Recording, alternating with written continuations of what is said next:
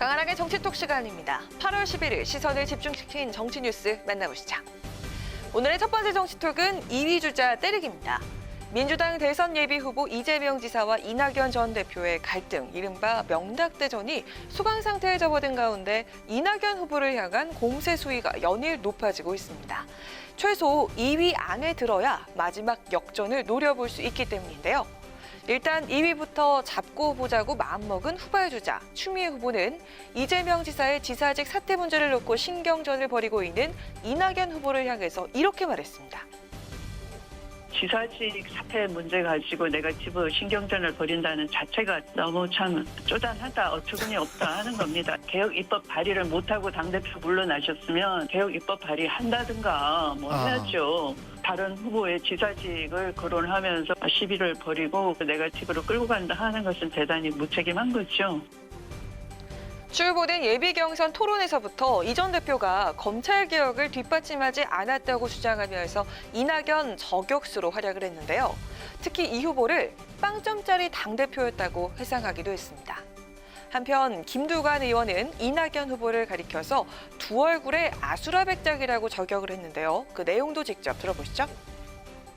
2004년 탄핵에서 찬성을 했는지 반대를 했는지 평생 가져가겠다 이렇게 입장이었는데 이제 얼마 전에 탄핵 표결에서 반대를 찍었다. 그 당시에 이제 당연히 이제 한나라당과 손잡고 탄핵을 막으려고 하는 열리는 우리당 국회의원들을 막았지 않습니까? 합리적으로 의심할 수밖에 없죠. 여권의 또 다른 대선 주자 정세균 후보 역시도 이 전 대표를 향해서 견제구를 날렸습니다. 노무현 전 대통령 탄핵에 대한 분명한 입장을 요구하는 한편 이 후보가 총리로 재직할 때가 70점이었다고 평가절하했습니다. 후발 주자들의 양강구도 흔들기가 본격화되고 있는데요. 한때 단일화 가능성까지 나왔던 정세균 후보 역시도 이 후보를 향한 공격에 합류한 모습입니다. 결선 투표 도입으로 2위 잡기 경쟁이 더욱 치열해진 지금 여권의 경선 판도엔 또 어떤 변화가 찾아올까요? 이어서 오늘의 두 번째 정치톡입니다. 두 번째는 꼰대 아재 이미지는 노입니다. 야권의 유력 대선 주자들이 과감한 이미지 변신에 나섰습니다.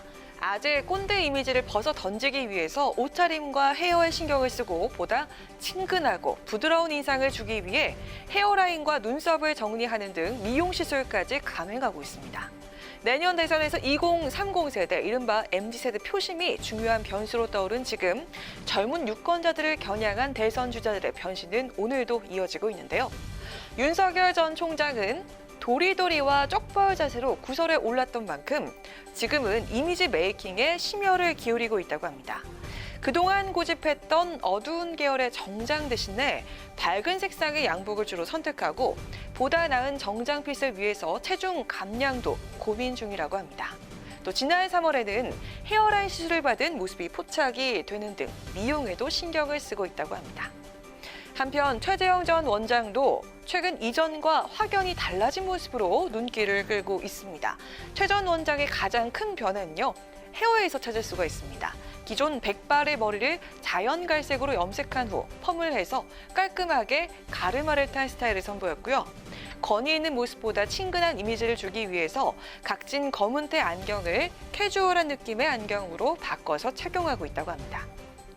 또한 윤 전 총장과 최 전 원장을 뒤쫓고 있는 추격 주자들 역시도 이미지 변신에 공을 들이고 있습니다. 홍준표 의원은 강한 이미지보다 푸근한 인상을 주기 위해서 홍그리버드라는 별칭을 안겨준 눈썹 문신을 중단했다고 하고요.